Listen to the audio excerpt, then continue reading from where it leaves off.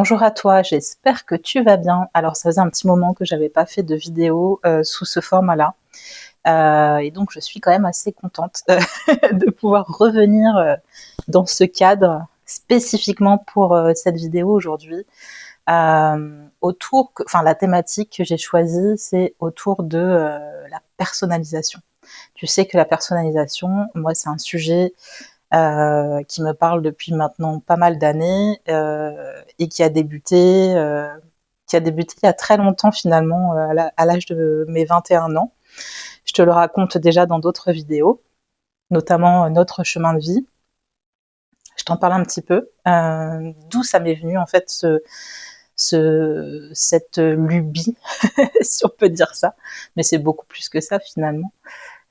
Aujourd'hui, ça a un sens vraiment très très particulier et puisque j'ai utilisé en fait ce moyen-là et donc il y a maintenant 6 ans avec Emia Création où en fait tout le concept de cet univers artisanal, je l'ai un peu basé autour de la personnalisation. Et donc ça, c'était la petite chose que j'avais envie de te dire en intro sur la thématique d'aujourd'hui. Et comme je te disais aussi, ça faisait un petit moment que j'avais pas fait de vidéo, et donc les vidéos en fait qui sont assez longues finalement, contrairement aux plus récentes. Il y en a une qui date du mois de fin mars, où je parlais de l'alimentation. Donc j'avais cité pas mal de choses, notamment, tu sais, je faisais un peu le point sur ce qui m'anime beaucoup aujourd'hui, le côté faire soi-même, le côté donc personnalisation, le lien que je faisais aussi avec les émotions, tu vois. Et c'est marrant, quand je parle d'émotions, j'ai ma gorge qui peut-être que je ressens un peu d'émotion en moi là, maintenant tout de suite. J'accueille. Donc le lien que je fais avec les émotions et donc ouais, j'ai dit le côté faire soi-même, etc. Bon, la vidéo elle est longue, donc je t'invite à aller la regarder si tu ne l'as pas vue. Et puis ensuite, il y a eu au mois de mai une vidéo où j'ai voulu parler un petit peu de l'intelligence artificielle, que j'ai beaucoup fui du regard et même fui de, de tous mes sens, si je peux dire ça, parce que ça m'inquiétait beaucoup, ce sujet. Et puis finalement, j'ai trouvé du courage en moi pour aller regarder un petit peu ce qui se dit, et du coup j'ai voulu faire une vidéo là-dessus. Alors je parle pas que de l'intelligence artificielle dans la vidéo, mais en tout cas c'est la dynamique que je te propose dans cette vidéo, donc au mois de mai. Et donc dans cette vidéo au mois de mai, alors je vais pas tout te redire bien entendu, mais en thématique principale, il y avait le côté spiritualité dans nos vies en fait. Donc j'ai parlé aussi donc un petit peu d'intelligence artificielle, ce que moi j'en pense, comment je le ressens et perçois jusqu'ici. J'ai parlé également du respect que j'ai fait en lien avec l'approche un petit peu de l'astrologie, le soleil, voilà, l'aspect je respecte donc le soleil et donc je me respecte moi-même et je le prends en exemple en fait, et je respecte aussi les autres. Bon, c'était une petite métaphore sympathique que j'avais envie de te partager dans cette vidéo-là. Et puis, j'ai parlé de plein d'autres choses. Je t'ai cité des livres qui sont très, très intéressants, je trouve, et qui ont fait sens, en fait, finalement, sur mon chemin. Et si tu n'as pas vu cette vidéo que j'ai appelée donc l'intelligence artificielle, je t'invite à aller la voir. Et en plus, j'ai mis des timers, et donc si t'as pas beaucoup de temps, tu peux aller voir directement là où tu as envie, ou même revenir dessus plus tard, c'est pas très grave.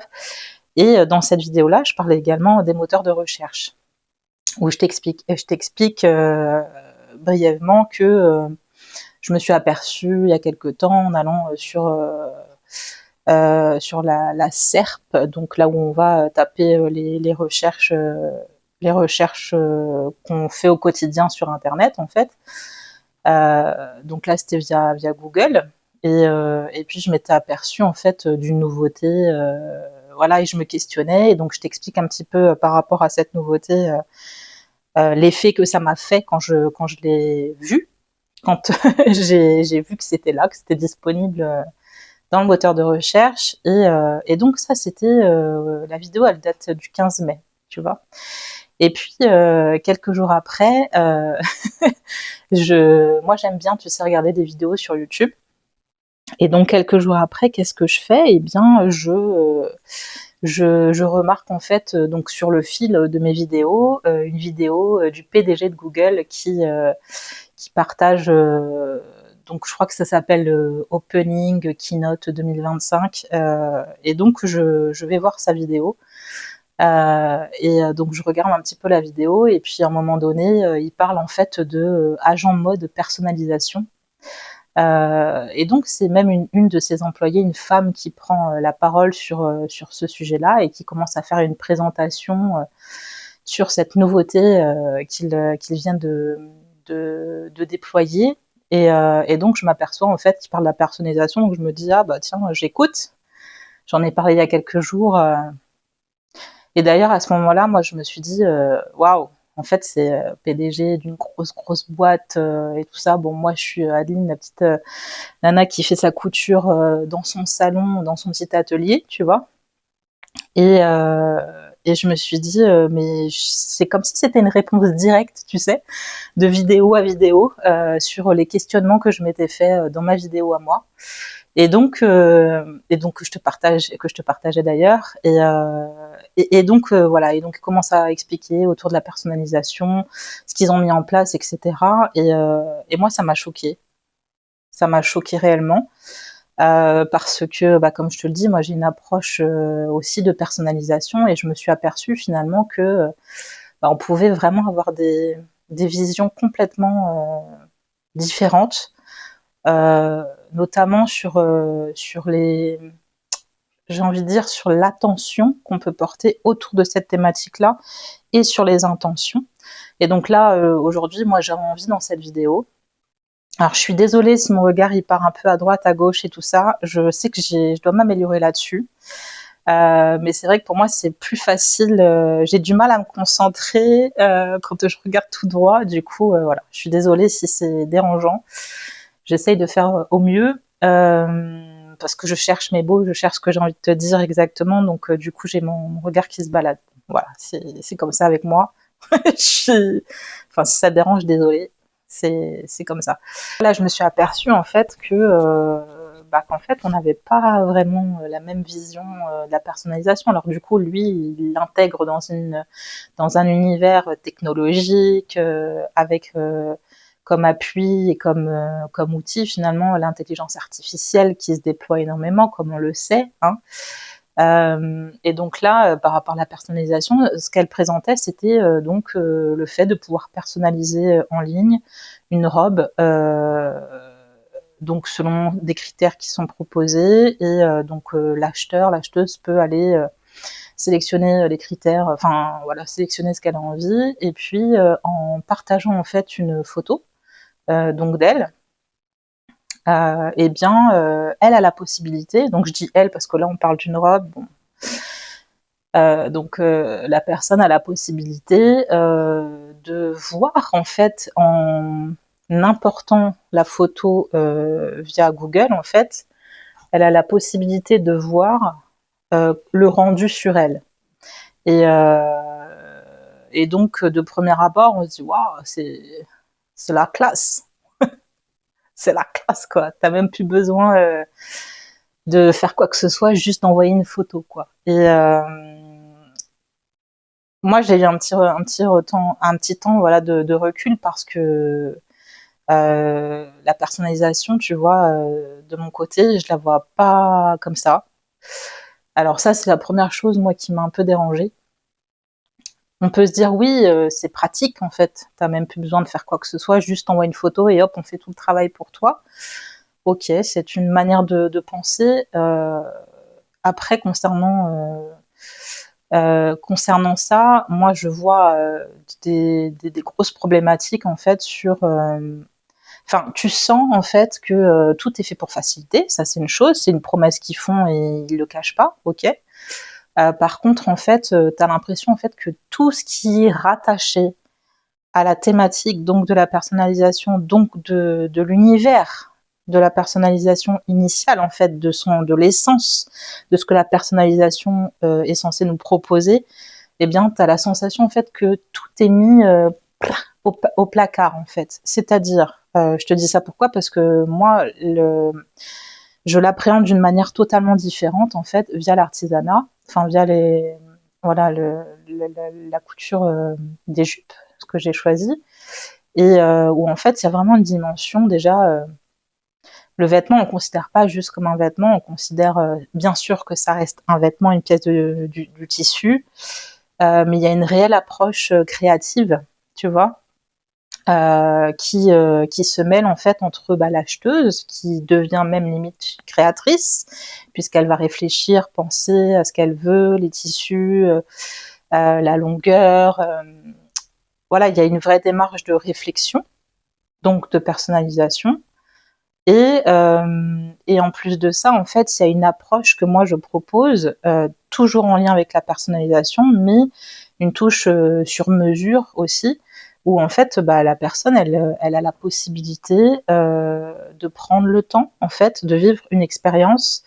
C'est au-delà du vêtement, en fait, c'est-à-dire qu'il y a vraiment une approche où ça part de sa personne, ça part de l'humaine qu'elle est.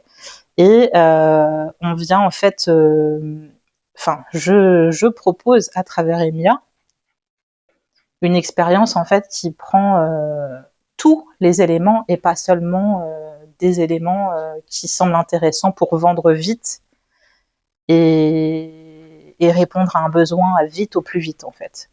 L'idée, c'est de prendre en compte l'acheteur, de prendre en compte le vendeur, la personne qui crée, de prendre en compte le corps de la personne qui va porter le vêtement, puisque en fait l'approche sur mesure c'est ça, c'est-à-dire que la personne elle prend le temps de mesurer, donc il y a un rapport vraiment entre elle, entre son corps, entre comment elle appréhende les choses, et c'est un moment en fait qui lui permet, à mon sens, et c'est ce que je veux partager à travers cette expérience-là, c'est exactement le moment où en fait la personne prend ses mensurations, où là en fait elle va poser une conscience de qu'est-ce qu'elle est en train de faire. Ah, je suis en train de créer quelque chose pour moi, je suis en train de penser un vêtement, et en plus de ça je vais l'adapter à mon propre corps, je vais pouvoir choisir les couleurs, etc., etc.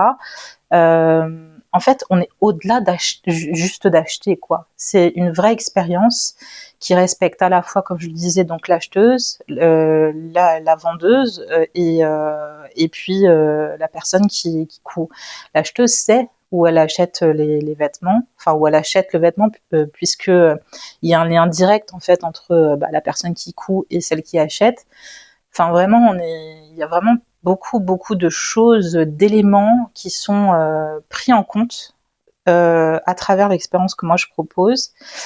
Et je retrouve pas ça du tout en fait dans la démonstration que j'ai pu voir auprès de Google, la personnalisation qu'il propose. Alors quelque part je peux me dire ah bah c'est cool, tant mieux, tu vois, tant mieux. C'est voilà. Par contre, moi je trouve que c'est quand même assez problématique parce que l'approche de la photo, tu vois, d'ailleurs je t'en parlais dans une autre vidéo où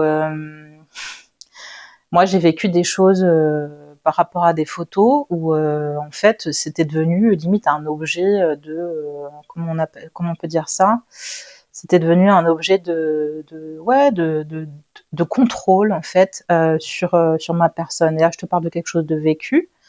Euh, et donc moi ça me rassure pas en fait de me dire que des entreprises aussi grandes que Google, capitalistes, et on le sait et elle le cache pas, et qui n'est pas la plus connue pour être portée sur l'humain en premier, récupère en fait, voilà, par le biais d'un outil de personnalisation qu'elle propose, des photos de personnes, parce qu'en fait, moi, si je décompose la scène, tu vois, si je décompose la scène, c'est-à-dire que je vais en fait chercher sur Google, je veux telle robe, etc. Je veux personnaliser ma robe, ok. Ensuite, on me fait des propositions, on me dit tu peux importer ta photo, une photo de toi, comme ça tu pourras voir la robe que tu vois là, tu vas pouvoir voir en fait comment elle te va. Ok, cool, j'essaye. Donc j'importe une photo de moi, donc déjà je donne une donnée, enfin je donne une photo qui devient une donnée en fait pour une donnée qui devient une donnée à leurs yeux, hein, puisque ça rentre dans leur machine intelligence artificielle et qu'ils vont pouvoir donc utiliser à cet endroit-là. Ensuite, qu'est-ce qu'ils en font de cette photo? Bon, à mon avis, ça doit aussi servir pour les algorithmes, etc. Ok, ça c'est un aspect, on va dire, conscient. Par contre, pour la partie pour moi inconsciente, où moi je vois quelque chose qui n'est pas, mais ça c'est mon avis en fait. Encore une fois, je peux facilement le comparer parce que c'est quelque chose que je pratique, la personnalisation à travers l'artisanat, donc je peux facilement le comparer avec une approche qui est différente, mais qui reste une thématique commune. Et en fait, je retrouve pas le lien humain déjà, ça c'est la première chose. Pour moi, en fait, c'est juste proposer de vendre un produit et de faire en sorte que tu puisses le voir rapidement. Y a pas, enfin, on te parle d'une, ce qu'ils mettent en avant, en fait, c'est le côté essayage sans essayer finalement. D'accord. Ça, c'est la partie consciente, visible. Par contre, pour moi, la partie invisible, en fait, elle est à quel moment on respecte, parce que enfin, comment dire, il déshabille en fait un corps par l'intelligence artificielle, puisque la personne qui va donner la photo, elle va pas donner une photo d'elle nue, elle va donner une photo d'elle habillée. Donc, il y a quand même une mécanique invisible, pensée par des personnes qui ont créé ce logiciel, enfin ce mécanisme via l'intelligence artificielle, où ils se sont dit en fait, ok, on va récupérer une photo, on va déshabiller la femme pour pouvoir la rhabiller avec une robe qu'elle aura choisie et personnalisée. Déjà, là, rien que là, pour moi, là, je trouve pas ça respectueux pour l'humain du tout. Euh, je trouve ça même dangereux.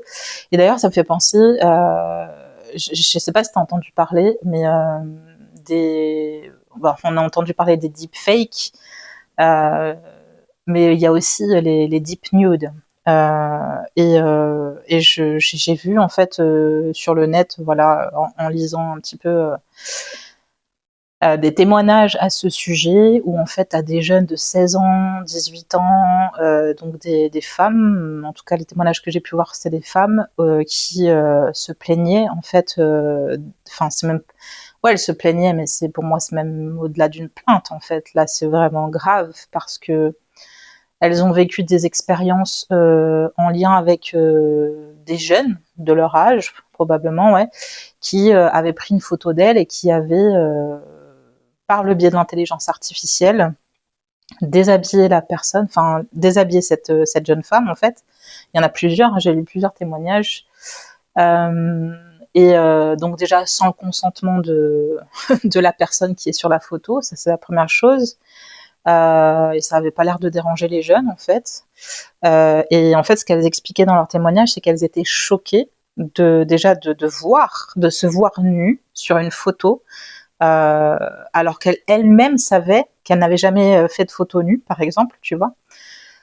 Donc ça, c'était la première chose qui était qui est assez problématique parce que je pense que c'est quelque chose qui se développe maintenant beaucoup. Et je dis pas en fait que la personnalisation que Google propose fait ça ou invite à ça. Par contre, qu'est-ce qui nous dit que l'intelligence artificielle va pas permettre en fait ces dérives-là puisqu'elles existent déjà? Je sais pas, moi je vois un lien quand même qui est assez particulier, même si c'est pas l'intention première en fait, mais on a quand même un point commun entre ce qu'ils proposent et entre les dérives qui existent déjà et qui posent des gros problèmes ensuite donc le lien en fait pour moi c'est la photo puisque ça part d'une photo qui est utilisée via l'intelligence artificielle. Je... Le lien il se fait très facilement pour moi. Je sais pas si c'est clair pour toi d'ailleurs, mais voilà. Il y a la partie visible et la partie invisible. Et la partie invisible en fait que j'essaie de t'expliquer là, sur des cas concrets, eh bien en fait peut détruire des vies.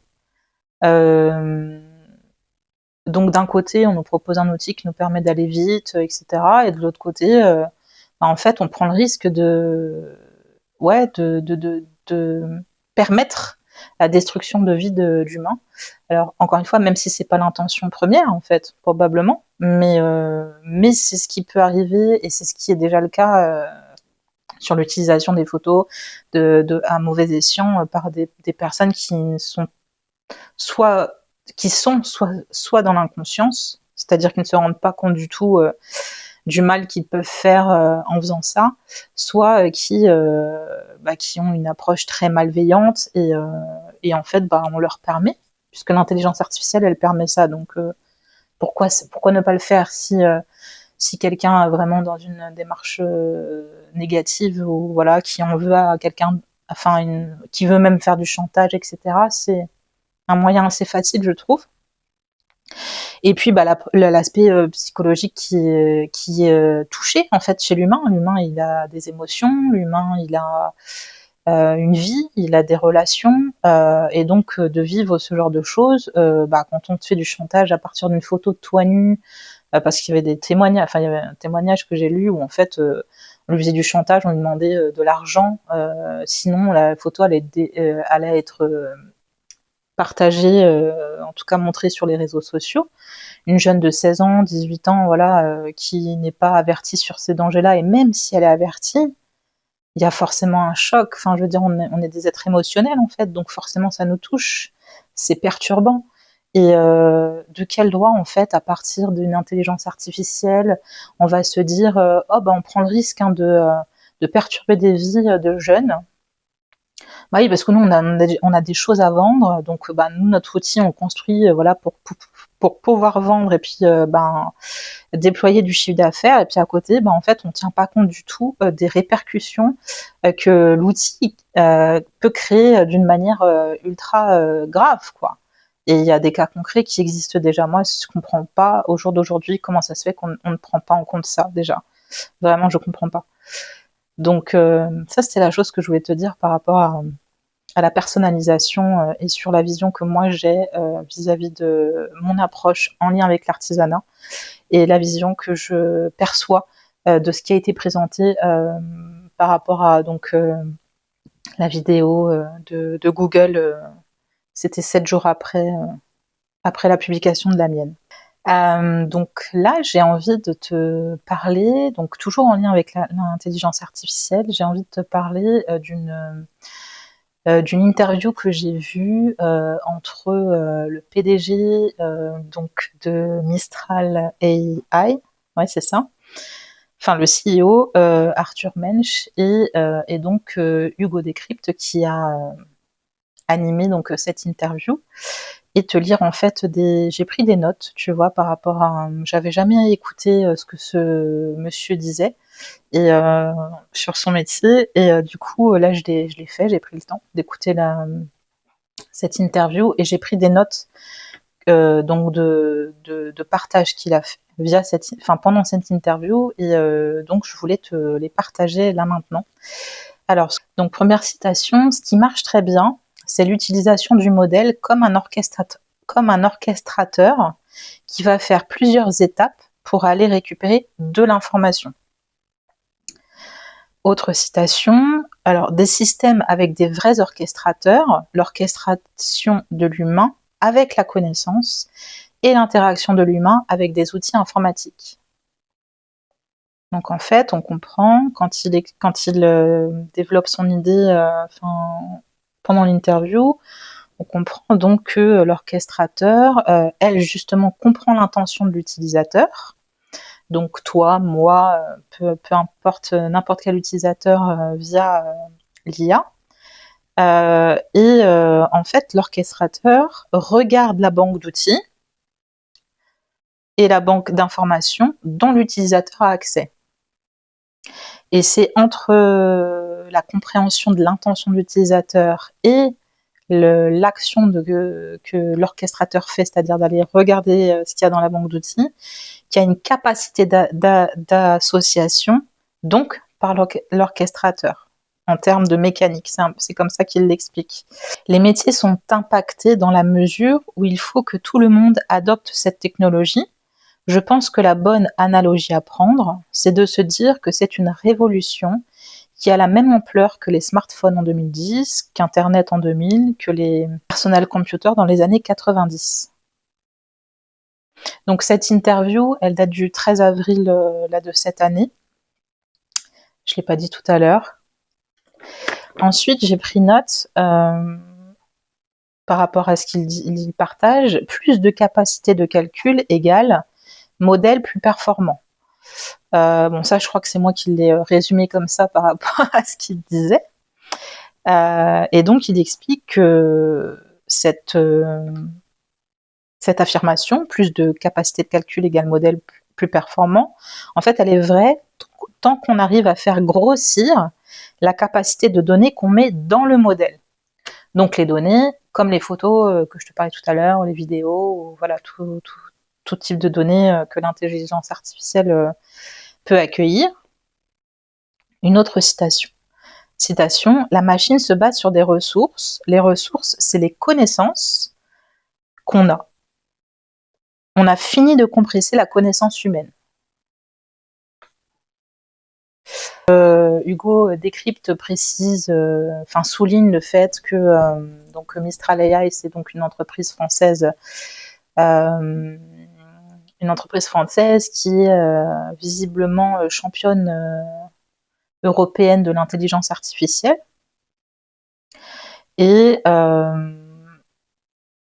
il y a eu une levée de fonds là très récemment d'ailleurs, si je me trompe pas, d'1,7 milliard pour le développement de cette entreprise.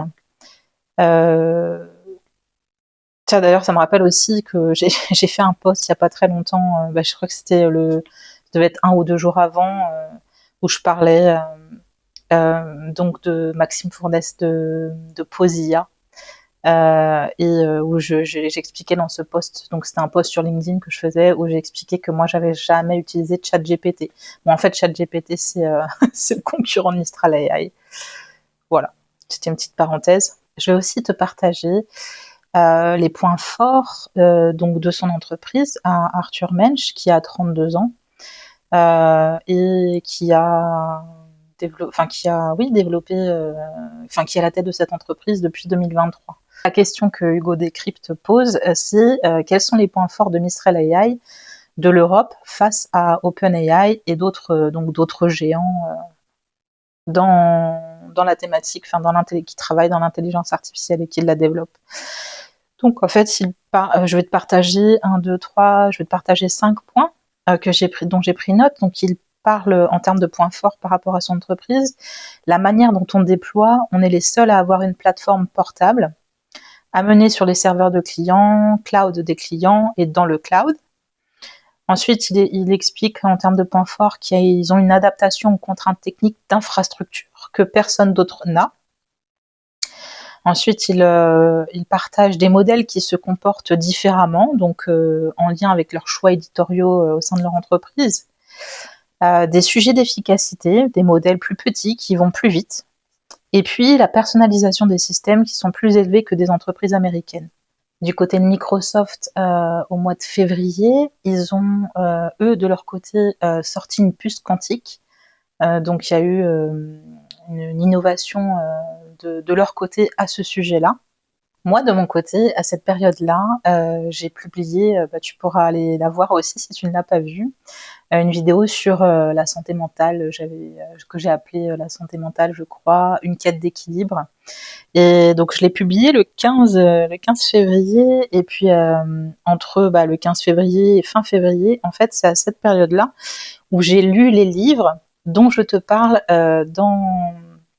où j'ai lu certains livres, dont je te parle dans la vidéo au sujet de la thématique de l'intelligence artificielle, et notamment un livre de Pierre Rabhi, puisque je fais référence aussi à l'agroécologie dans cette vidéo, et je t'explique le lien que j'en fais, et j'avais lu en fait à cette période, c'était entre le 16 et le 17 février, je l'avais lu rapidement, le livre du Sahara aux Cévennes. Si tu ne l'as pas lu, je t'invite vraiment à le lire.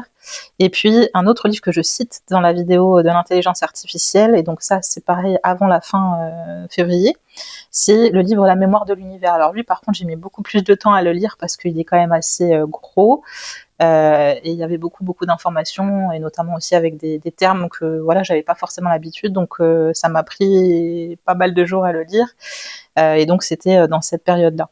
Et ce qui m'a fait rire aussi, il y a toujours des liens, des synchronicités.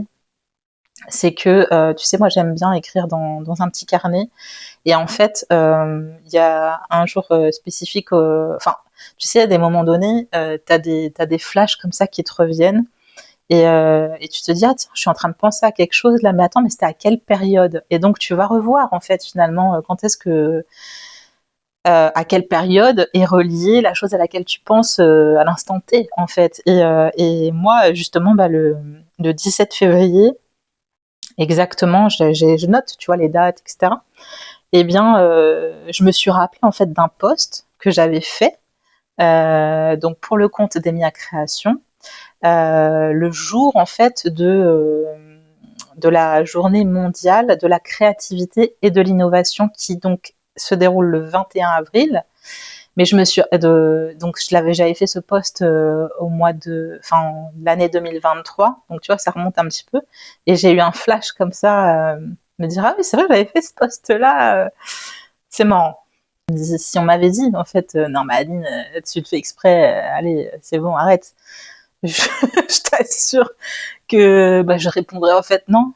Sincèrement, il n'y a rien de fait exprès. Je lis les livres voilà, qui m'interpellent à des moments donnés sur mon chemin.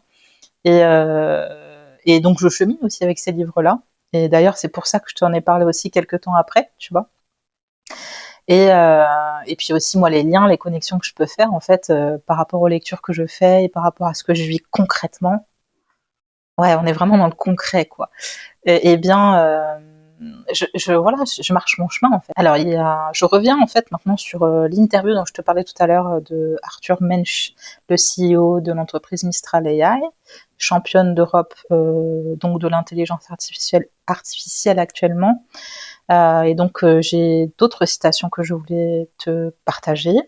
Donc, il dit, on a de fortes accélérations partenariales de Chine, de fournisseurs de Chine et d'autres pays, peut-être américains, je crois. Les data centers, en fait, donc sont les lieux où il y a des cartes graphiques et donc les outils de calcul qui font tourner les modèles de l'intelligence artificielle, donc dans les data centers.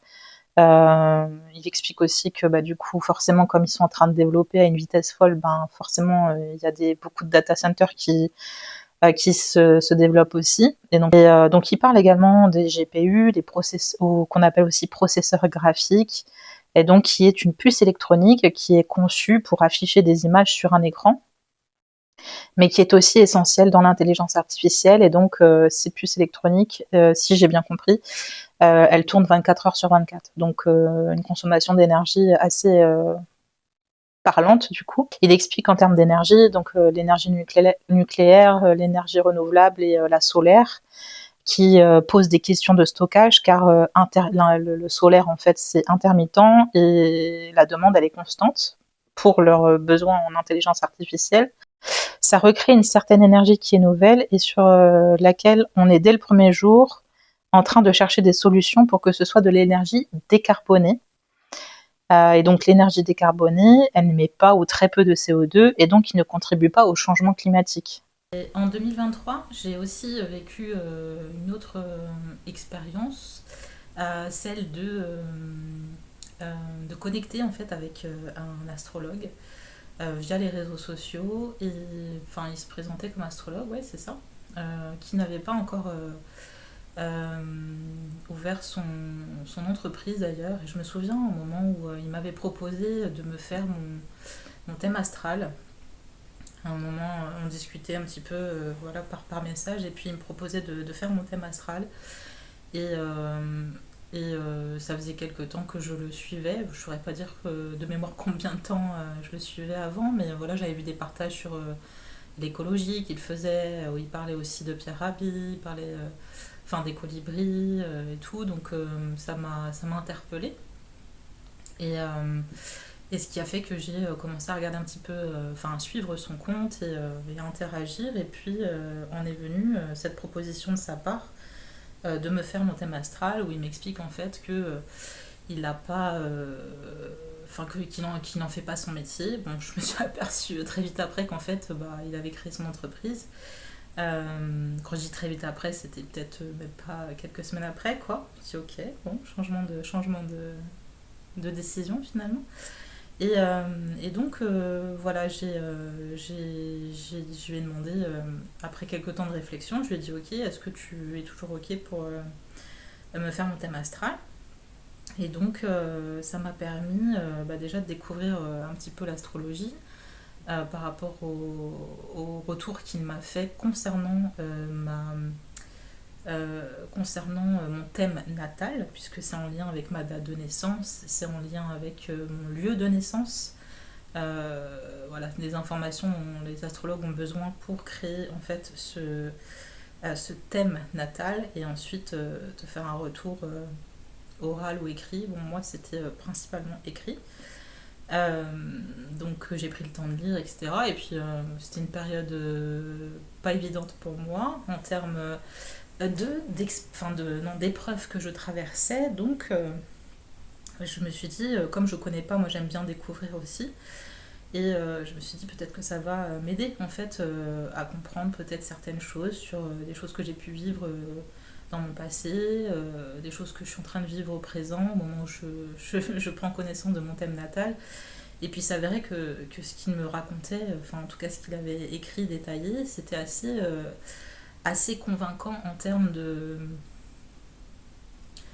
cohérence entre bah, ce qu'il disait et puis bah, ce que j'avais pu vivre. Donc je dirais pas qu'il a écrit toute ma vie, hein, loin de là, mais les choses en tout cas qu'il m'a proposées, je me reconnaissais sur pas mal de choses. Bon, il y avait un point en particulier où en fait je lui avais dit ah non, ça c'est pas moi, c'est ma mère. Euh, mais sinon, voilà, globalement, c'était intéressant de pouvoir connaître cette approche-là par rapport au thème natal. Mais voilà, j'ai pas plus appris d'autres choses, en tout cas, moi, lire mon thème natal, etc. J'ai pas fait ça avec lui du tout, quoi que ce soit. Et c'est quelques temps après, en fait, quand je dis quelques temps, c'est bien un an après, ouais, un an après, où en fait j'ai voulu relire un petit peu mon thème natal et tout ça, et je me suis dit, tu sais, des fois quand tu reviens sur des choses, ça te permet aussi bah, d'avoir une nouvelle lecture, des nouvelles compréhensions. Et puis bah, ça te permet aussi, voilà, que ce soit un thème natal ou même d'autres choses, de pouvoir te situer en fait et de voir, ah tiens, peut-être que ça je l'avais perçu autrement la première fois où je l'ai lu, ou ah tiens, enfin voilà, ouais, de jauger en fait. Et donc un an après, je le relis et tout. Et puis je commence à faire quelques recherches sur internet et tout ça, donc aucun rapport avec cet homme-là en tout cas, qui m'avait fait mon thème natal. Et je commence un peu à comprendre certaines choses en fait que je n'avais pas capté du tout quand j'avais eu donc le thème natal en premier, et même avec le rapport en fait qu'il m'a fait, il y a des choses que j'ai comprises et découvertes. Donc de mon côté, un peu en autodidacte finalement, puisque c'est des informations que j'ai été chercher moi-même et où j'ai pu faire en fait des liens et des jonctions et des rapprochements et des découvertes davantage en fait sur mon thème natal. Donc j'ai appris quand même beaucoup de choses finalement aussi en autodidacte. Alors je suis pas du tout astrologue, hein, loin de là, mais j'arrive à comprendre des connexions qui se font sur mon thème, etc. Et puis une fois que tu arrives à comprendre correctement, eh bien en fait tu peux aussi comprendre avec d'autres thèmes. Et en fait cette personne-là qui m'a fait mon thème, je sais qu'il parlait de synastrie. La synastrie, donc, c'est quand tu fais la comparaison entre, enfin le rapprochement entre deux thèmes en fait, et c'est utilisé justement pour quand tu recherches un couple, quand tu cherches à te mettre en couple, et donc en fait les astrologues ont ce moyen-là d'apporter des informations aux personnes via leur thème natal en les connectant ensemble, enfin quand je dis connectant, c'est pas connecté, mais en faisant le rapprochement et la lecture par un astrologue ou une astrologue, et voir en fait si ça peut matcher. Et puis, dans les échanges que j'ai pu avoir avec cet homme, il s'avère il y avait des points, enfin, où lui m'a dit, moi je savais pas parce que j'avais pas son thème natal du tout sous les yeux, et voilà, mais lui m'a dit, ouais, on a quand même des points communs en fait, sur la partie, ouais, la partie, enfin, il m'avait pas expliqué quelle partie d'ailleurs. Il m'avait juste dit, ouais, on a quand même des similitudes sur certains points, voilà. Et j'étais restée comme ça et tout, sans plus d'informations. Je suis désolée, je me suis rendu compte que j'avais oublié de remettre mon micro. Du coup, je l'ai remis et me revoilà. Euh, et donc, je me suis aperçue cet été, j'ai compris beaucoup de choses donc en rapport avec cette connexion et cet homme qui n'allait pas du tout en ma faveur et qui était très grave. Je me suis aperçue en fait, donc là je témoigne un petit peu en même temps que je te fais ce partage, que bah, j'avais été manipulée par une personne ouais dangereuse, très très très très dangereuse. Et alors tout ça, ça s'est fait sans contact humain, sans connexion visuelle, sans tout s'est fait par le biais des énergies et par le biais de la manipulation donc d'énergie et des sentiments en fait qu'il a réussi à capter chez moi par rapport à mon cœur en fait tout simplement. Cet homme a su dire à des moments précis, particuliers des choses qui ont fait euh, que je me suis tournée, enfin que mon attention s'est tournée vers lui, même sans l'avoir rencontré ou quoi que ce soit. Et en fait, mon attention a été assez souvent focalisée sur lui. Alors quand je dis sur lui, c'est-à-dire que je ressentais des fois le besoin d'aller voir son compte, etc. Et des fois, ça devenait même limite un peu limite addictif, tu vois. Et je sais que moi, je suis pas quelqu'un qui épie ou quoi que ce soit. Et j'ai eu des périodes en fait où je sentais, je savais pas trop pourquoi, j'avais besoin d'aller voir un petit peu ce qu'il faisait sur son compte, etc. Bon, ok, c'est des choses que j'ai remarquées. Euh, c'est des choses que j'ai remarquées et j'ai compris en fait cet été tout ce qui s'est passé, ce par quoi je suis passée justement et pourquoi en fait des fois j'avais des réactions qui me ressemblaient pas forcément. Alors quand je dis des réactions de mon côté, rien de grave et rien de voilà, mais c'est juste que moi je suis pas quelqu'un qui court après les gens et les gens s'ils veulent pas me parler, ils me parlent pas quoi. Et en fait avec cette personne, je me suis aperçue que bah je cherchais à avoir comment dire, je cherchais à avoir un retour de sa part que j'avais jamais en fait. J'ai compris en fait que cette personne j'ai compris tard, mais j'ai fini par comprendre que cette personne c'est un, alors je suis désolée, j'ai mon chat qui miaule en même temps. Shadow, je suis occupée. Tout à l'heure, tout à l'heure, ok, tout à l'heure. Je me suis rendu compte donc que cette personne m'avait manipulée et qu'en fait elle avait un profil de pervers narcissique. Il y a que ces gens-là qui peuvent faire des choses pareilles. Ils ont comment on peut appeler ça?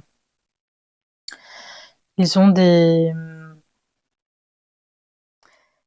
techniques mentales qui t'amènent en fait dans des pensées, dans des scénarios, des choses qui en fait sont complètement trompeuses et complètement manipulatrices. Ouais, c'est ça. Et cet homme a réussi à me faire croire des choses, même à distance, hein, mais par différents biais, etc. Alors ça serait beaucoup trop long de te détailler toutes les informations que j'ai pu vivre avec cette personne. Par contre, ce que je peux te dire, c'est que j'ai la conviction et la certitude que cette personne s'est servie de mon thème natal pour faire du business de son côté. C'est-à-dire que je le sais parce que, bah, comme je te l'ai dit tout à l'heure, en fait, j'ai réussi à apprendre un petit peu à comprendre les connexions qui sont possibles sur un thème natal, et j'en ai fait aussi le lien avec les énergies. La- tu vois, on parle de spiritualité, etc. Enfin voilà, tout ça c'est connecté. Enfin c'est oui, c'est connecté. Il y a un lien quoi.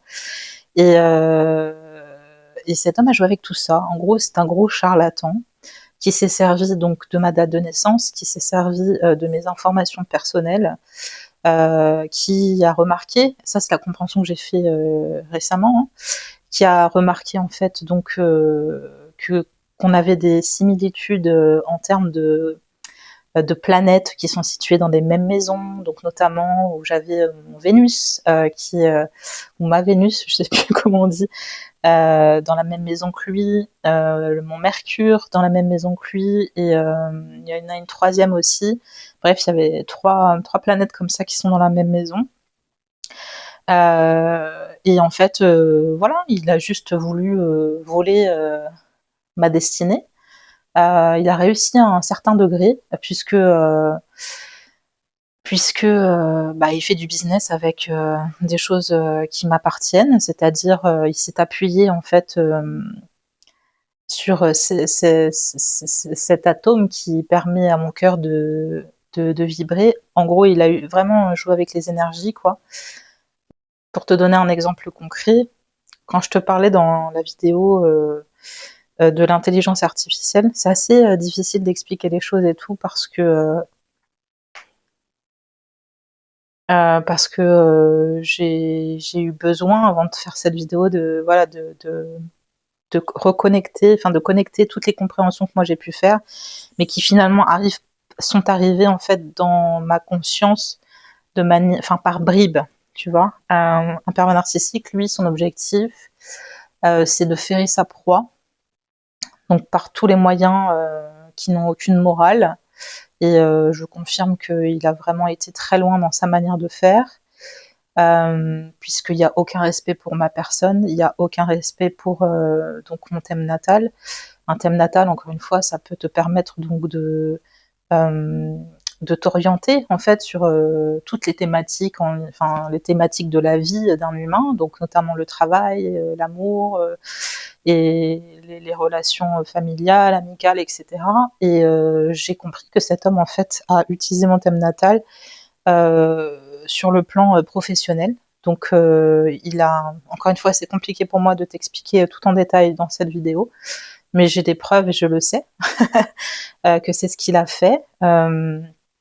Et d'ailleurs, il a créé des partenariats derrière, etc. Je sais aussi, pour te donner un exemple concret, je sais aussi que, par exemple, lui, en fait, il l'a partagé, il l'a dit, en fait, que son soleil, on appelle ça, et c'est quoi, c'est sa lune, je crois, ce sont deux mêmes signes en fait, le signe du Gémeaux. Et moi en fait j'ai dans mon thème natal j'ai un Gémeaux qui est situé en milieu du ciel, on appelle ça. Et en astrologie, alors je te le dis avec mes mots hein, parce que encore une fois je suis pas astrologue.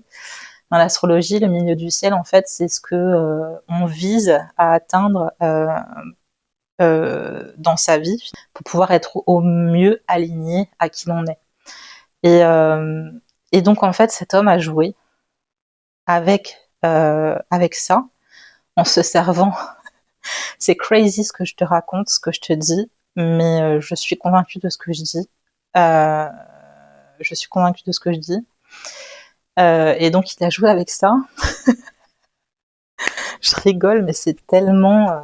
Tu te dis, mais en fait, il y a vraiment, encore une fois, il y a vraiment qu'une personne qui a un esprit manipulatoire pour penser à des choses comme ça. Tu vois, quand je te parlais du V de la victoire l'autre jour dans une vidéo, je te partageais un tips, etc. Moi, quand je t'en parlais, j'avais mon scénario, en fait, qui n'a absolument aucun rapport avec celui que je vais te parler. Et lui, en fait, il s'est créé son scénario par rapport à ça, où il a cherché, peut-être, à me manipuler, enfin, c'est certain, mais à mettre son scénario en parallèle du mien, et il s'est servi de ça, en fait, où je citais, en fait, 3 points, tu sais, où je disais, je regarde à gauche, à droite, au milieu, bref, donc ça fait 1, 2, 3. Et il s'est servi de ça, en fait. C'est assez fou ce que je te raconte, mais c'est une réalité. Je pense vraiment qu'un physicien peut l'expliquer beaucoup mieux que moi. Euh, voilà. Et en faire le lien avec le plexus solaire et puis aussi le cœur qui émane une énergie en fait. Et il suffit que la personne elle puisse avoir des sentiments ou elle puisse avoir en fait un attachement, ou voilà quelque chose qui émane du cœur, donc une énergie en lien avec le cœur, et manipuler tout ça dans les énergies. C'est ce que j'ai compris de ce qui s'est passé. Et voilà, c'est pas facile pour moi de dire ça parce que je sais que on peut dire ouais, qu'est-ce qu'elle raconte celle-là, etc. Mais je suis convaincue de ce que je raconte, même si je suis pas physicienne, même si je suis pas comment dire astrologue, etc. Moi, c'est ce que j'ai vécu. Et et grâce à cette manipulation de sa part, puisqu'il a réussi donc à ferrer finalement la personne que je suis et ferrer un petit peu tout ce qui était autour du cœur. Et une fois que ça, il l'a attrapé, en fait, il en fait ce qu'il veut. Et il s'est servi de son thème natal, du mien, et puis il a fait sa petite tambouille, un peu comme on déplace des pions sur une partie de jeu de société. Shadow, je t'ai dit tout à l'heure. J'ai pas terminé mon chat. Et, euh, et il a pu se créer en fait, voilà, des partenariats, des business avec tout ça. C'est pas facile encore une fois pour moi de te parler de tout ça. C'est tellement fou. Je me dis qu'il y a que quelqu'un qui est dérangé mentalement pour être capable de faire quelque chose comme ça. C'est-à-dire qu'en fait, à aucun moment cette personne ne m'a considérée comme une humaine. C'est juste dit, ok, alors mathématiquement, je sais que les énergies ça fait ci, ça fait ça, nan, nan, donc je sais que je peux arriver à tel objectif en, euh, en manipulant voilà, tout ce que je te raconte. Et en fait, moi, dans tout ça, je ne suis absolument pas considérée comme une humaine qu'on respecte. Je suis absolument pas considérée comme quelqu'un qui a un cœur et qui, encore une fois, est censé être respecté. Bref, c'est typique en fait des pervers narcissiques qui sont vides intérieurement, sauf qu'ils se font passer pour des personnes qui ne sont absolument pas pervers narcissiques. Et en fait, j'ai énormément de preuves sur les manipulations qu'il a faites envers moi. J'ai vraiment beaucoup de choses qui me je me dis mais comment il peut se dire en fait que ça va passer comme une lettre à la poste. Bon, il a réussi à atteindre son objectif puisque encore une fois, il a été signé des contrats et ça, j'en suis persuadée. Et d'ailleurs, il le dit ouvertement sur ses réseaux sociaux en me faisant passer probablement pour une personne qui n'est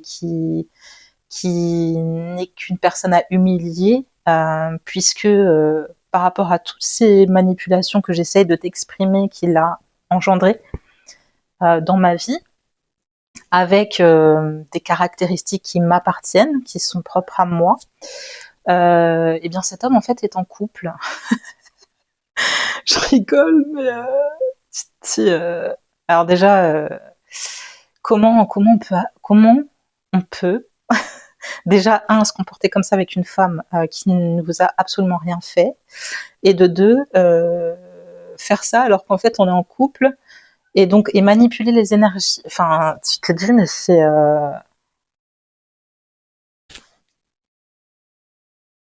c'est pour ça que pour moi c'est difficile de te parler de ça en vidéo, mais je le fais parce qu'il y a là c'est pour moi c'est au-delà de moi et je sais en fait que en parlant ça me permet de traverser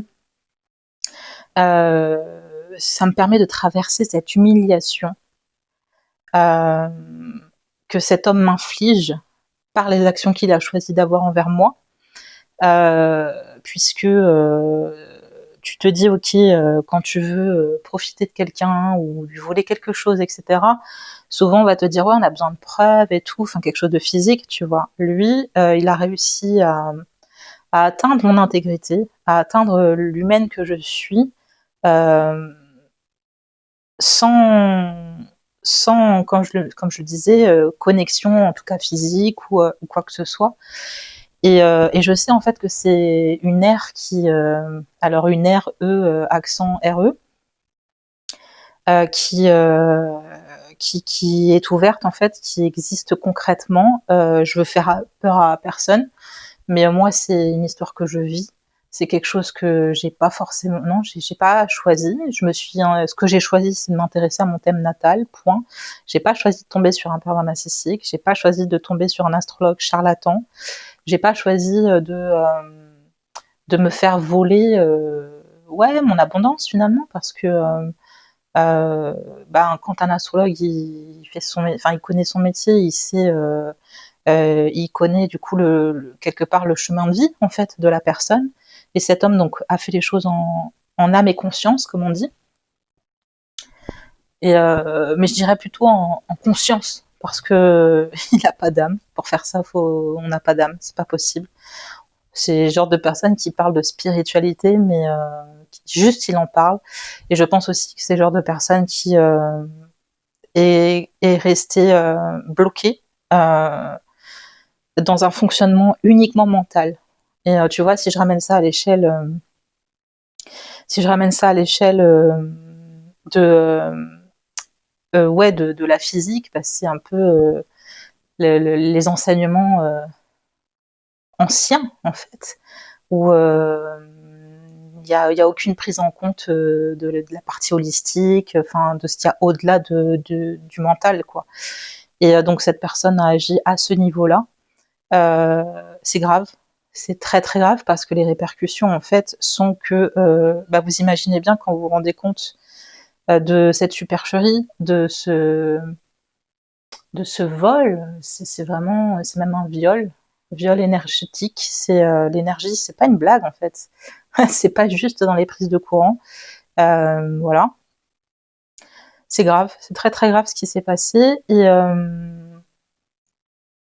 pour quelqu'un et voilà, et c'est aussi pour ça que j'en parle aujourd'hui. Déjà pour moi me permettre de traverser cette humiliation que cette personne a faite à grande échelle, et ça va se savoir, je le sais, si c'est pas déjà le cas. Bien, c'est aussi pour permettre à d'autres personnes de leur montrer si elles traversent des choses comme moi je le fais, parce que je sais que cet homme-là, il est en train de développer un business tout autour de ça. Donc en gros, j'ai servi d'appât, j'ai servi de rat de laboratoire, comme je le dis dans une autre vidéo, de test finalement, pour voir, pour se prouver à lui-même que ce qu'il a voulu mettre en place va lui permettre de lui rapporter gros.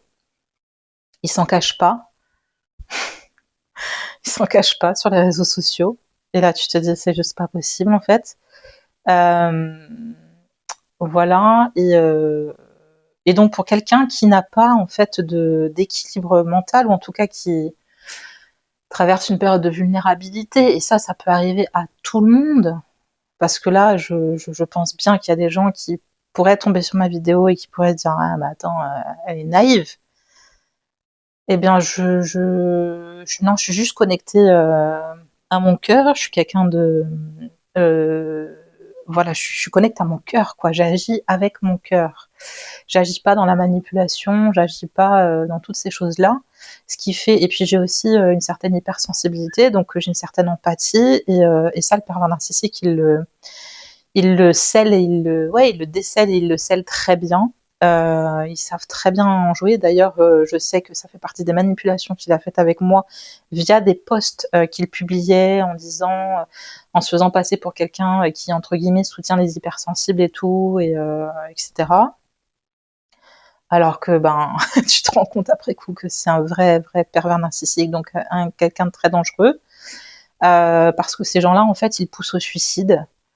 C'est pas dit, c'est pas écrit, c'est pas ouais, c'est pas visible, mais ça existe. C'est quand je dis ça existe, c'est que c'est toutes les actions que cette personne, donc comme tous les autres pervers narcissiques, font envers une personne. Et donc là, je prends l'exemple d'un hypersensible, mais ça peut être d'autres. Mais bon, pour eux, c'est beaucoup plus simple en fait, parce que encore une fois, ils voient que la personne, elle est très connectée sur ses émotions, etc. Donc, ils arrivent à manipuler tout ça. En fait, ils ont tellement un vice mental, une perversion, c'est très... J'en parlais en plus dans des vidéos précédentes parce que c'est le premier que je croise sur mon chemin. J'en ai connu un pendant des années, très très proche de moi. Et tu vois la citation d'Albert Einstein que j'ai d'ailleurs partagée il y a quelques mois enfin en post sur la chaîne, qui dit: le problème aujourd'hui n'est pas l'énergie atomique, mais le cœur des hommes. Et sincèrement, ça prend vraiment, vraiment, vraiment sens par rapport à ce que moi j'ai vécu, ce que j'essaie de t'expliquer. Et j'espère que c'est pas trop décousu tout ce que je t'ai dit, que ça a quand même, enfin que tu arrives à comprendre, voilà, le message que j'ai envie de partager. Je tiens aussi, enfin voilà, à dire une nouvelle fois que c'est vraiment pas facile du tout de partager, enfin de témoigner sur quelque chose qui n'est pas visible, qui n'est pas palpable pour la personne qui écoute. Donc toi, en l'occurrence, qui me regarde, les profils en fait. Donc comme cet homme, qui sont capables en fait d'amener des gens. Donc là, en l'occurrence, une femme qui ne lui a absolument rien fait. Et même si je lui ai fait quelque chose, voilà, c'est pas du tout une réponse à apporter. Mais je mérite absolument pas un traitement de cette manière. Je suis pas un animal, je suis un humain. Et cet homme m'a traité comme un animal.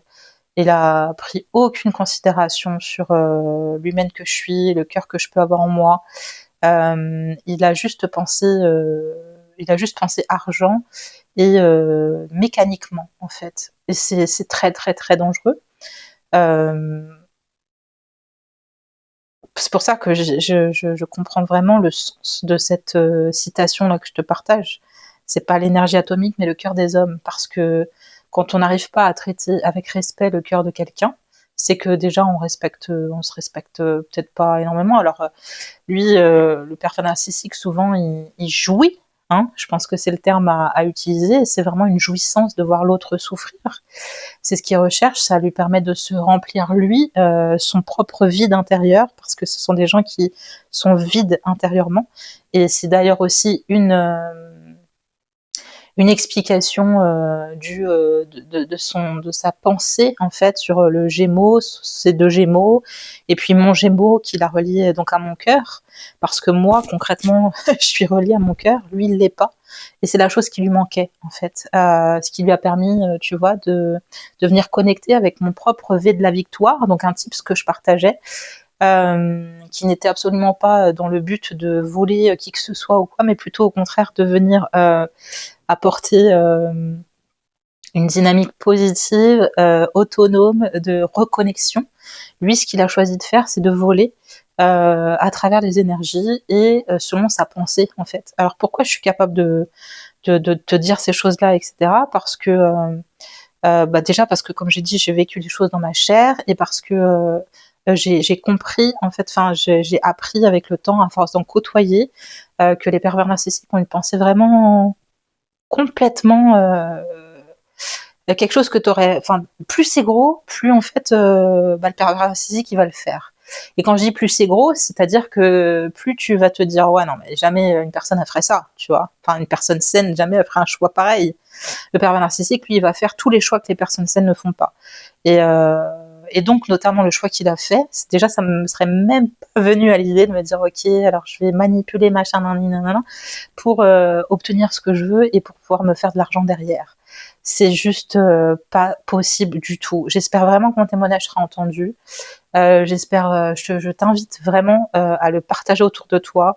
Je suis pas dans une dynamique de vouloir faire du buzz ou quoi. Sincèrement, moi je m'en fous. J'ai rien à prouver à personne. Sincèrement, je pense que si on me vole des choses, c'est que concrètement il y a des choses que des gens n'ont pas.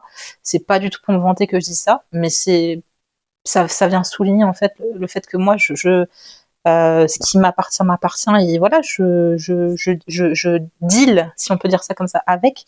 J'ai pas besoin d'aller chercher chez les autres, en fait. La seule chose que je vais aller chercher chez les autres, ce sera de la connexion, de la relation, mais pas, certainement pas aller voler des caractéristiques ou des propriétés que l'humain en face de moi peut avoir. Cette personne-là, c'est le choix qu'elle a fait. Et j'espère sincèrement que ce témoignage sera entendu parce que ce qui se joue en fait, c'est que c'est pas seulement aujourd'hui à mon échelle, mais j'ai été un test comme je le disais juste avant, et cette personne est tellement mal intentionnée qu'elle est en train de vendre en fait ce principe que, enfin ce mécanisme que j'essaie de te mettre en lumière pour déployer ça à grande échelle. Et oui, parce qu'avec aujourd'hui, avec les énergies, avec le cœur de quelqu'un, avec ses belles intentions, avec son approche saine dans la vie, etc., un pervers narcissique est capable de faire des choses même sans connecter avec elle dans la vie concrètement. Et clairement, c'est pas pour faire peur, encore une fois, vraiment, mais pour apporter un éclairage sur quelque chose qui existe et qui, je pense, n'est pas connu du tout. Euh, voilà, c'est que clairement, enfin, l'humanité est réellement en danger. On parle de l'intelligence artificielle, tu vois, je t'en parle dans cette vidéo parce que je t'en parle en fait dans cette vidéo et je te parle aussi de ça parce qu'en fait, le point commun, c'est qu'il y a beaucoup de manipulations qui sont en train d'être développées et en tout cas des outils ou des moyens, tu vois, là, c'est par le moyen d'un thème natal ou même de la manipulation mentale. Tout comme de la manipulation avec les deep nudes qui sont faisables par l'intelligence artificielle. C'est des moyens différents, mais finalement, on en arrive à la même chose, quoi, à la destruction d'un humain, en fait. Quelqu'un qui n'est pas, donc encore une fois, qui est dans sa vulnérabilité, et ça peut arriver à tout le monde, eh bien, elle peut faire des choix très destructeurs pour sa personne. Moi aujourd'hui, avec ce que j'ai vécu, j'aurais pu arriver à une décision de me suicider en fait. Pourquoi? Parce que cette personne a tout fait pour m'amener dans une position où que j'ai honte de moi. Elle m'a humiliée en fait cette personne devant les gens qui l'entourent, puisque elle a fait les choses ouvertement en fait. Elle a fait en sorte que ça se voit, mais de manière indirecte. Pour que je n'ai aucune prise finalement pour pouvoir m'échapper de ce piège qu'elle a fait. C'est vraiment j'ai du mal à dire parce que pour moi c'est difficile de ouais, de sortir finalement peut-être d'un déni dans lequel j'étais et qui me faisait, enfin c'est pas qui me faisait du bien, mais tu te sens protégé en fait quand tu te dis que t'es pas entouré de gens fous. Et pour moi, il faut vraiment être fou pour faire des choses pareilles. Donc voilà, j'en témoigne, j'en parle. Je veux alerter, je veux sensibiliser sur les choses qui se font. J'espère vraiment que ça va apporter quelque chose de positif. Et moi, ça me permet de traverser l'humiliation, le fait d'en parler. Et j'invite les personnes qui vivent la même chose que moi, ou des choses difficiles et qui gardent cette humiliation en elles. S'il vous plaît, je souhaite que ces personnes comprennent et arrivent à se dire que l'humiliation, c'est pas une fin en soi. C'est-à-dire que l'humiliation, quand on la ressent, alors je connais pas tous les cas de figure, mais voilà, je l'ai vécu pas mal de fois dans ma vie. Là aujourd'hui, ce que je te raconte en fait, c'est vraiment une humiliation même publique, tu vois, c'est grave quoi. Bref. Eh bien, j'ai travaillé mon équilibre mental. Alors, je dis pas que ça m'atteint pas, au contraire, ça m'atteint énormément. Mais je suis reconnaissante envers la vie parce que mes expériences passées m'ont permis d'avoir un fort intérieur qui me dit, ok Adeline, t'es en train de traverser quelque chose de difficile. T'es en train de t'apercevoir qu'on t'a absolument pas respecté. T'es en train de t'apercevoir que tu t'es fait complètement voler. Bref, voilà, tous les qualificatifs qui dénigrent un humain. Mais j'ai aussi d'un autre côté, en parallèle, cette force en moi mentale de me dire, ok, en fait, ce scénario-là qu'on est en train de m'imposer, c'est pas moi qui l'ai choisi, c'est quelqu'un qui a voulu créer dans ma vie. Et à partir de ce moment-là, ça me permet, moi, de prendre un petit peu de hauteur, en fait, malgré la douleur, malgré l'inconfort, malgré, c'est très très dur et je remercie finalement quelque part les expériences précédentes que j'ai pu traverser et qui m'ont appris beaucoup sur comment rester connecté sur moi-même, comment ouais, travailler mon intériorité, la renforcer et ne plus me laisser complètement anéantir. Bien sûr que je suis atteinte par les actions qui sont très destructrices pardon, qu'on m'envoie sur ma personne, forcément. Ça, t'es obligé d'être atteinte quand t'es connecté à ton cœur, à tes émotions, à tes sens. T'es obligé d'être atteint en fait. Et d'ailleurs j'ai été atteinte physiquement parce que quand tu prends conscience de ces choses-là, bah forcément après ça vient donc à ta conscience. Tu te dis, tu comprends le mécanisme qui s'est passé, tu comprends qui t'a été pour la personne, tu comprends comment elle t'a traité.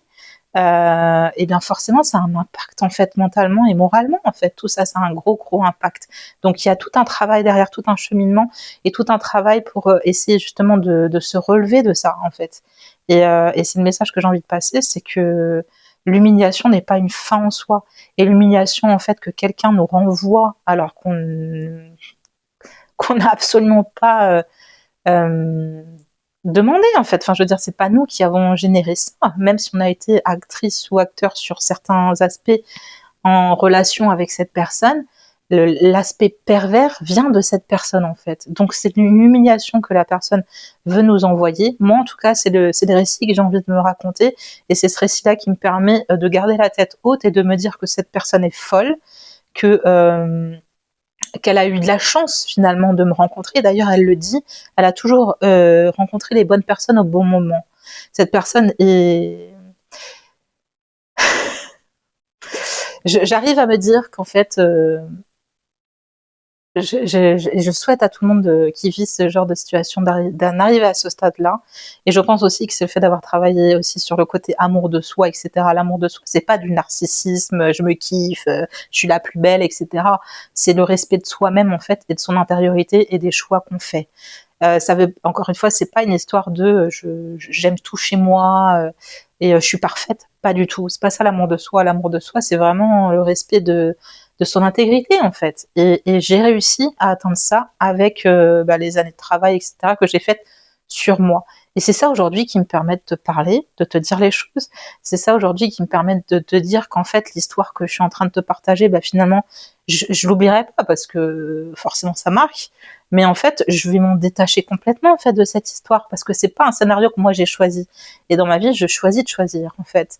Et, euh, et donc le fait de choisir, pour moi, je lui rends en fait à cette personne ce qu'elle a créé. Et les répercussions d'ailleurs de ses choix lui reviennent. Et elles arriveront dans sa vie au moment où ça devra arriver dans sa vie. Moi, en fait, je reste alignée à qui je suis. Je reste alignée à mon cœur et je me dis en fait que je n'ai pas à regretter d'avoir ouvert justement peut-être mon cœur. Alors peut-être beaucoup, trop, voilà, c'est probablement. Mais je n'ai pas à regretter en fait d'offrir de l'amour comme ça en fait. Après de m'apercevoir que je l'ai fait envers un pervers narcissique, je me dis que la prochaine fois il faudrait effectivement que je fasse qu'il faudrait que je veux dire encore une fois, beaucoup de personnes peuvent se faire avoir. Mais voilà, quand tu t'aperçois de ça, finalement forcément tu arrêtes de donner en fait, c'est ça que je veux dire. Mais tu arrêtes de donner à la personne qui qui te fait du mal. Mais c'est pas pour autant qu'il faut arrêter d'être dans une dynamique d'ouverture de cœur, etc. Moi, je suis comme ça et je resterai comme ça, en fait, malgré ce que cette personne m'a infligé dans ma vie. Je te parlais de plusieurs entreprises qui travaillent dans l'intelligence artificielle. J'ai regardé aussi une interview du PDG de OpenAI, Sam Altman, une interview qui date du 5 août 2025, donc c'est récent. Et je voulais te partager des choses que j'ai retenues, enfin relevées plutôt. Donc il dit je pense que l'IA peut apprendre, peut étudier l'humanité et le meilleur de notre pensée. Elle peut probablement nous aider à souligner voici un problème dans votre pensée, voici quelque chose qui devrait être différent, voici une véritable lacune morale. Il dit aussi, et s'il peut nous aider à les trouver un peu plus vite, je pense que ce serait utile. Ensuite, il y a un spectateur enfin un participant à l'interview qui prend la parole et puis qui dit qui fait référence à un livre où en fait dans ce livre, ils décrivent l'IA comme étant presque l'évolution d'une nouvelle espèce. Et donc cette personne disait l'auteur du livre disait qu'on peut enseigner à l'IA les codes moraux humains, qu'elle peut les apprendre et les refléter. Il dit également, on parle donc beaucoup de l'éthique de l'IA, et il pose donc la question suivante: l'IA développera-t-elle sa propre moralité? Je l'ai pas fait en vidéo encore, mais voilà, depuis cet été, en fait, je suis en train de créer une formation que j'ai nommée Crée ton propre LMIA, et qui s'adresse donc à des personnes en transition, j'allais dire énergétique, mais finalement il y a peut-être un peu de ça aussi, en transition professionnelle. Ça me fait rire. Ouais. En transition professionnelle, voilà, qui serait intéressé par une formation qui n'est pas une approche académique, mais beaucoup plus basée sur de l'expérience, mais pas uniquement, un mélange d'expérience, un mélange de théorie, et donc de la théorie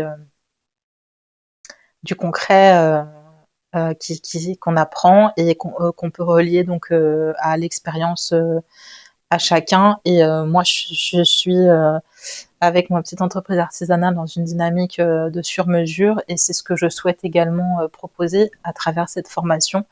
Où là, en fait, on prend vraiment en considération l'humain,